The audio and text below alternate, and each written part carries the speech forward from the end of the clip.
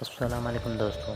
तुर्क सीरीज़ में आपको खुशामदीद कहते हैं। जिससे आपको बताते चलें ओस्मान का नए एपिसोड के झलकियाँ आ गई हैं। ओस्मान को पता लग गया था कि कुस्तनतीन की करारगाह कहाँ है और आज अभी ओस्मान वहाँ पहुँच गए हैं कुस्तनतीन की करारगाह को ख़त्म करने के लिए अकेले ही। और उसके साथ जैसे धमाके होते हैं बुरहान बेग को पता लग जाता है कि ये ओस्मान ही होगा मेरा पापा और कोई नहीं। ओस्मान अकेले ही और पहली मरतबा ओस्मान ने सलबे की वो जो लिबास है उसको पहना है अपने मकसद को कामयाब बनाने के लिए, जिसे आप इस तस्वीर की झलकियों में देख सकते हैं। आगे हमारी बात के लिए हमारे साथ जुड़े रहें, हम आपको अपडेट देते रहेंगे। शुक्रिया, सब्सक्राइब करें चैनल को।